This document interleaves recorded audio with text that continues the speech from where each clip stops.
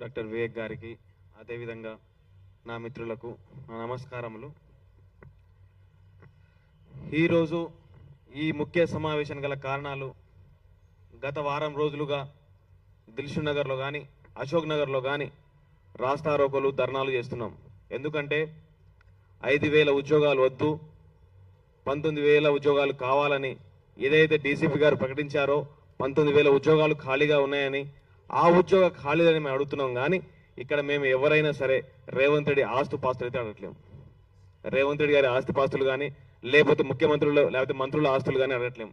మీకు ఒక విషయం అర్థం కావాల్సిన విషయం ఏంటంటే, మేమందరం కూడా గతంలో కాంగ్రెస్ పార్టీ రావాలని, కాంగ్రెస్ పార్టీ గెలిస్తే మాకు ఉద్యోగాలు వస్తాయని, అదేవిధంగా 2 లక్షల ఉద్యోగాలు ఇస్తారని, జాబ్ క్యాలెండర్ ఇస్తారని చాలా మంది నిరుద్యోగులు రోడ్లెమ్మటి అదేవిధంగా గూడాలలో తండాలలో గ్రామాలలో పనిచేసి ఉద్యోగం వస్తున్న ఒక ఆశతోటి ఇవాళ మేము కాంగ్రెస్ పార్టీని తీసుకొస్తే, ఇవాళ కాంగ్రెస్ పార్టీ అధికారంలో వచ్చిన తర్వాత మాకు ఉద్యోగాలు ఇవ్వపోగా మమ్మల్ని మోసం చేసే ప్రయత్నం చేస్తున్నది. ఇవాళ మేమేం కొత్తగా అడగట్లేము, మీరు చెప్పిన హామీలనే అడుగుతాం. రేవంత్ రెడ్డి గారు, మీరు స్పష్టంగా అర్థం చేసుకోవాల విషయం ఏంటంటే, మీరు ఎందుకు మాతో మాట్లాడడం లేదు, ఎందుకు చర్చలకు పిలవడం లేదు, మీరు ఎంతసేపు మొండి వైఖరి ఎందుకు పోవాల్సిన పరిస్థితి ఏర్పడుతుంది? మేమన్నా దేశద్రోహులమా, మావోయిస్టులమా, నక్సలైట్లమా? మీ నిరుద్యోగులమే కదా, మేము మిమ్మల్ని గెలిపించిన నిరుద్యోగులమే. మీరే అన్నారు కదా కాంగ్రెస్ పార్టీ అధికారంలో రాగానే మేము వచ్చింది నిరుద్యోగులం అని చెప్పేసి, కనీసం మాతో ఒక చర్చలు కూడా మీరు పిలవడం లేదు. ఈ విషయం మాకు అసలు అర్థం కావటం లేదు. ఇంకోటి, ఇవాళ మీరు మీ మంత్రులు ఒకరైనా సహచర మంత్రి అయినా కోమటిరెడ్డి వెంకటరెడ్డి మాట్లాడే ఆ రోజు ఏమని, నేను అధికారంలో రాగానే జియో 46 రద్దు చేస్తామన్నారు. మరి ఆ జియో 46 రద్దు ఎక్కడుంది? ఆ కమిషన్ ఏమైంది? దామోదర రాజనరసింహ కమిషన్ ఏమైంది? ఆ పిల్లలు జియో 46 పిల్లలు అయితే అసలు కాంగ్రెస్ పార్టీ రావాలని అసలు తండాలలో గూడాలలో ఎక్కడ పడితే అక్కడ పోస్టర్లు పెట్టి దండం పెట్టి పొర్లు దండాలు పెట్టి కాంగ్రెస్ పార్టీ వస్తే ఉద్యోగాలు వస్తాయని చెప్పి, జియో 46 రద్దు అవుతాయని చెప్పి, మనకు వేల సంఖ్యలో పోలీసు ఉద్యోగాలు వస్తాయని చెప్పి అందరినీ మొబిలైజేషన్ చేసి అందరినీ ఆకర్షించి ఇలా ఓట్లు గెలిపిస్తే కనీసం ఒక్కరు కూడా ఇలా మాట్లాడిన పరిస్థితి. ఇలా మంత్రులు కానీ ఎమ్మెల్యేలు కానీ ఎమ్మెల్సీలు కానీ ఎవరైనా ఒక్కరైనా మాట్లాడుతున్నారా?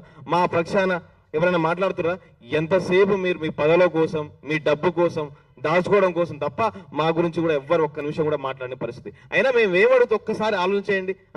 ఏం ధర్నాలు చేయాల్సిన అవసరం ఎందుకు ఏర్పడుతుంది? రోడ్ల మీద రావాల్సిన పరిస్థితి ఎందుకు ఏర్పడుతుంది? మీరిచ్చిన హామీలే కదా, మేమేం కొత్తగా అడగట్లేదు మిమ్మల్ని, మీరిచ్చిన హామీలే అడుగుతున్నాం. మేము 19,000 ఉద్యోగాలు ఖాళీ ఉన్నప్పుడు 19 ఉద్యోగాలు ఇవ్వండి. నేను 5,000 ఉద్యోగాలు ఇస్తాను సంకేతం దేనికి అంటే, నిరుద్యోగులను మోసం చేయడం కదా. ఇది నిరుద్యోగులు మోసం చేయడం కాదా? రేవంత్ రెడ్డి గారు, మీరు ఒకటి గుర్తుపెట్టుకోండి, మేము ఎంతసేపు మిమ్మల్ని రిక్వెస్ట్ మోడ్లోనే అడుగుతాం ప్రతిరోజు కూడా. అయ్యా రేవంత్ రెడ్డి గారు ఉద్యోగాలు ఇవ్వండి. మీరేమో అబద్ధాలు ఆడుతున్నారు, మీ మంత్రులు ఇక డబ్బా అబద్ధాలు ఆడుతున్నారు. ఎక్కడ పడితే అక్కడ 70,000 90,000 లక్ష ఉద్యోగాలని. ఇదేంది? మీరు గ్రౌండ్ లో పనిచేస్తారు, మీకు తెలియదా? అసలు గ్రౌండ్ లో ఏం జరుగుతుంది? ఇంటెలిజెన్స్ మీకు అసలు సరిగా అందిస్తే మీకు అర్థం కావట్లేదా? ఇలా చాలా మంది నిరుద్యోగులు, దాదాపు 18 మంది నిరుద్యోగులు చనిపోయారు. వాళ్ళ గురించి బాధలేదు మీకు? ఒక్కసారి ఆలోచించే ప్రయత్నం చేయండి. ఎంతసేపు మిమ్మల్ని ఇబ్బంది పెట్టే కార్యక్రమాలు అనుకోవడం మాత్రం మంచిది కాదు. ఇది మీరు 19,000 ఉద్యోగాలు ఇస్తే మాకు నెక్స్ట్ ముఖ్యమంత్రిగా ఉంటారు, లేదా 5,000 ఉద్యోగాలు ఇస్తాను అని చెప్తే మాత్రం మీరు అదే 5,000తో ఓట్ల తేడాతో ఓడిపోతారు కొడంగల్లో. ఇది మాత్రం ఖచ్చితంగా చెప్పగలుగుతున్నాం.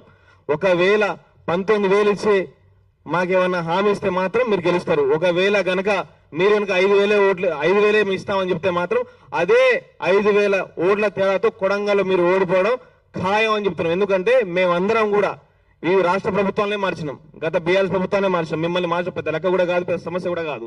మేమందరం నిరుద్యోగులు అందరం కూడా కొడంగల్లో ఒక్కసారి పడ్డామా నీ పని అయిపోయినట్టే, ఇంకేం లేదు.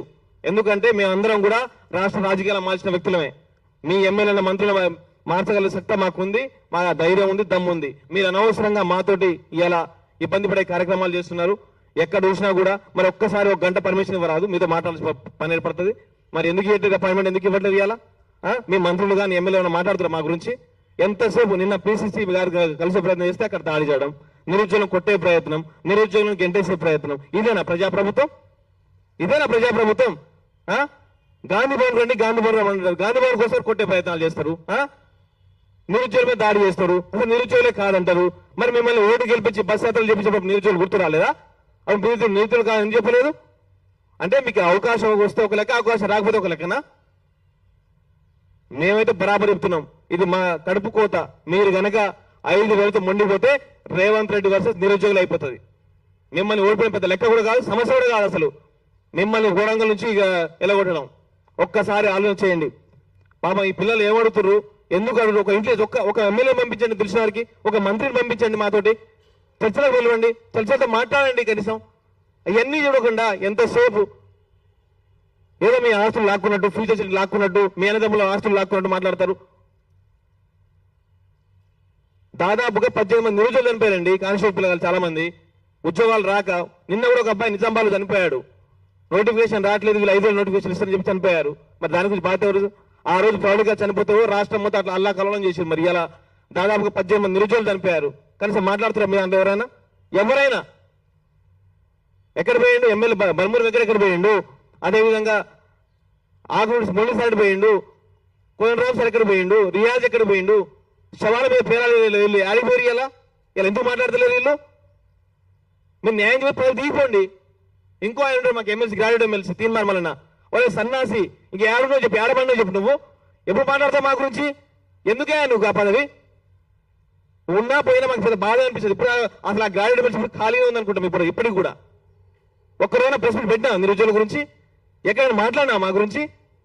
ఏ సందర్భంలో అయినా జియో 2 విషయం, జియో 46 అయినా ఇలా కానిస్టేబుల్ పిల్లలు ఇబ్బంది పెడుతున్న ఒక్క విషయాన్ని మాట్లాడారు మీరు? ఎందుకన్నా మీకు ఆ పదవి తీసేయరాదే? మరి లేస్తే తెల్లారి పొద్దు నుంచి వేరే వేరే దేశాల గురించి, వేరే రాష్ట్రాల గురించి మాట్లాడతారు మీరు. లైవ్ లో కాల్ తీసుకుంటారు, దాని గురించి దీని గురించి మాట్లాడతారు, కానీ నిరుద్యోగుల గురించి మాత్రం మాట్లాడరు మీరు ఎంతసేపు. ఒక్కసారి ఆలోచన చేయరు అందరి గురించి. మీరు కనుక నెక్స్ట్ ప్రభుత్వం రావాలనుకుంటే మాత్రం 19,000 ఉద్యోగాలు ఇవ్వాల్సిందే. లేకపోతే మాత్రం మీ ప్రభుత్వం లెక్క కౌంటర్ స్టార్ట్ చేసుకోండి. ఇక 5,000 ఉద్యోగాలు ఇచ్చి కౌంటర్ స్టార్ట్ చేసుకోండి. బిడ్డ మిమ్మల్ని ఓడగొట్టడం మా ప్రధాన లక్ష్యంగా పెట్టుకుని ముందుకెళ్తాం. Thank you.